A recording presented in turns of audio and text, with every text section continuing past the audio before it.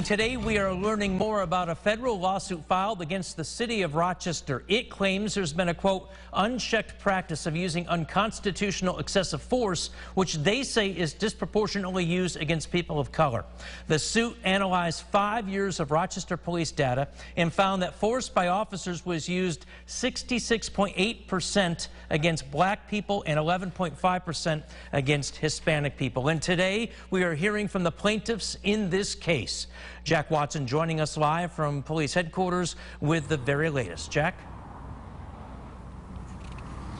That's right, John, and this is a civil rights lawsuit, and within it are claims that Rochester police have disproportionately used excessive force against people of color. The suit is being filed by several groups, including protest group Free the People ROC, the National Lawyers Guild Rochester, as well as 10 other people. Over a dozen defendants are named in the suit, including the mayor, the former and current police chief, the city, and Monroe County.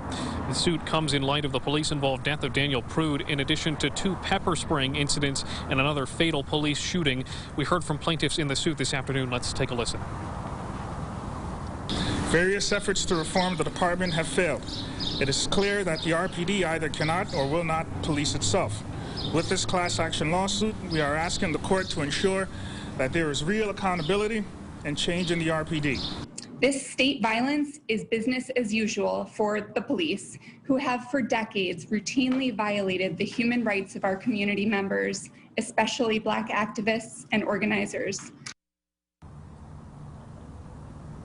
And John, this is a class action lawsuit, and plaintiffs are demanding a jury trial for their claims. We'll have much more on this coming up on News 8 at 5. Live in Rochester, Jack Watson, News 8. All right, Jack, thank you. Much more on this coming up, as you said, at 5. Again, the lawsuit names more than a dozen defendants, including Rochester Mayor Lovely Warren. It also calls for a federal review of policing tactics. Today, the City of Rochester issued a response saying, in part, quote, Mayor Warren welcomes a review by the United States Department of Justice. In fact, in September of last year, Mayor Warren formally called upon them to conduct a thorough investigation of the Rochester Police Department and to offer reforms to address any and all civil rights violations that might be found.